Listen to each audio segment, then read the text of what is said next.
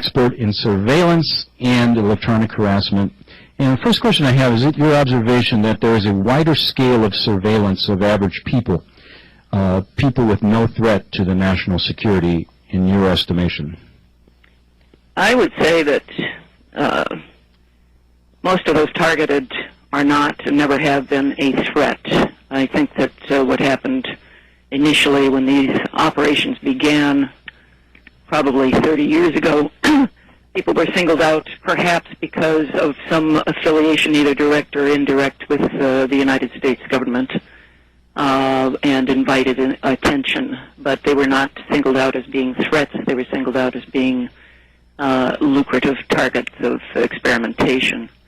In the past 15 years, since shutting down the electronic surveillance project, primarily to seek employment, which I did seek and did obtain, I had occasion to observe many, many, many instances of individuals in the corporate environment being singled out and targeted simply because they were convenient targets of opportunity.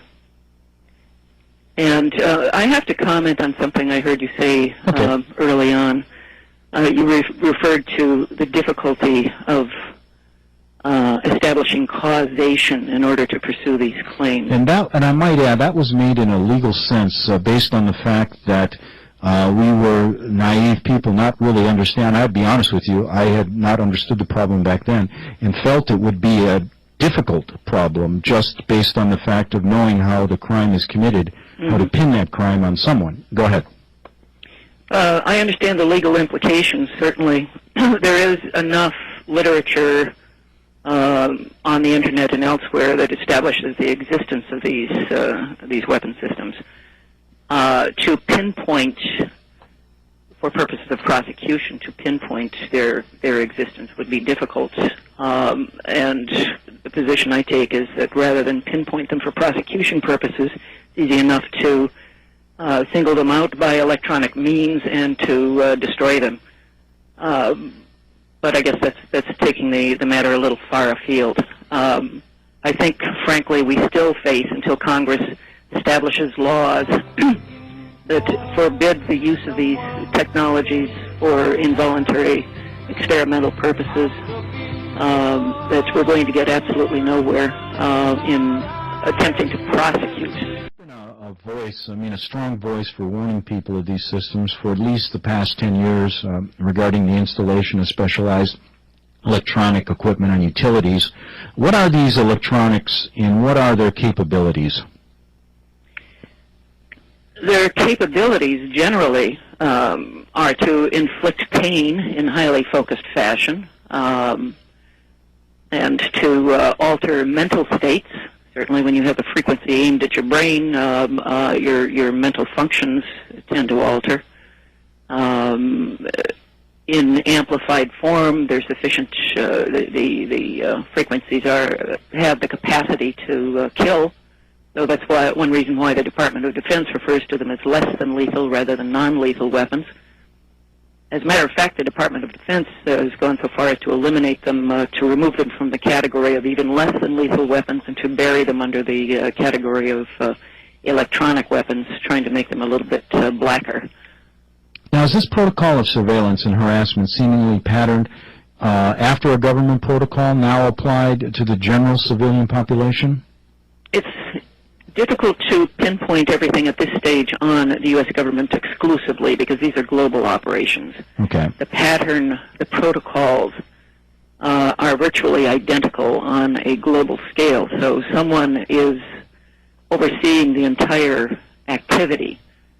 The government obviously is complicit because otherwise these operations would not be allowed to exist. Why? It's hard to say. Whether it's for testing electronic weapon systems for future use under combat conditions, or whether ultimately there's a holocaust in the offing, it's hard to say. The term TI is common, referring to targeted individuals. Okay. Those are people who fully realize that they are on the receiving end of electronic weapons systems.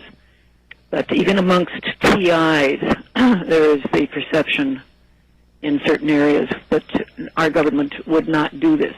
It's a case of not recognizing reality. First of all, if this were not being done by our government, Congress would step in because of the hundreds of complaints they have received, thousands of complaints, no doubt, over the past 10, 15 years from citizens who recognize what's going on.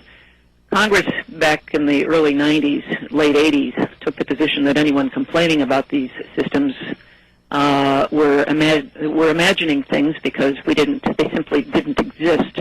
Within 2 years, by 1992, they were off the drawing boards and, in fact, being fielded and conveyed to law enforcement agencies. Congress recognizes that these weapons systems exist and funds them and knows, as a result of appropriate briefings, what the bioeffects can be, yet they have passed no legislation prohibiting their use under unconstrained experimental circumstances.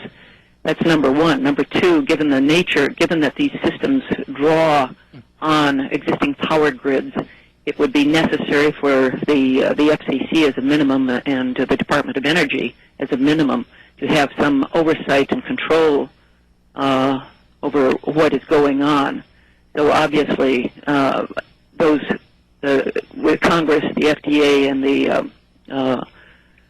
Department of Energy, the FCC and the Department of Energy are knowledgeable and yet unwilling to do anything about it. So there is complicity, but the question is,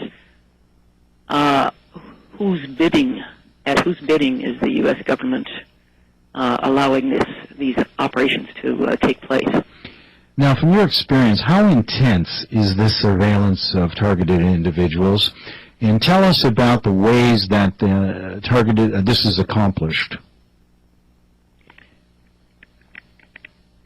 From what I have observed, first of all, I should explain that the standard, as I addressed this in microwave harassment and mind control experimentation, there was a pattern that was unfolding when I was dealing with other targeted individuals who had contacted me. There was a pattern of harassment which indicated that there had been some surveillance going on, some monitoring of their private lives. There had been entry into their houses. There was systematic harassment, and then ultimately, as part of a softening up process, and then ultimately electronic harassment would follow, which would include the inducement of auditory input, which is now being referred to as V2K. In answer to your question, I'm not certain if I think I'm probably missing the point there, but in order to target someone, it requires that that person be put under surveillance, so that their personality traits, their capacity to interrelate with people, their capacity for corruption or non-corruption, that seems to be a critical point, and even their religion factors into it. Following a period of harassment, they are singled out for preliminary stages of harassment, which would include gang stalking, entry of their private homes and apartments, followed by gradually intensified and ultimately extremely intensified electronic harassment. This is a pattern that has unfolded over and over and over. And so, when you, I guess what I'm getting at, and that's a very good answer. You're seeing a pattern amongst these individuals. I guess. Global. Yeah. Is there any pattern about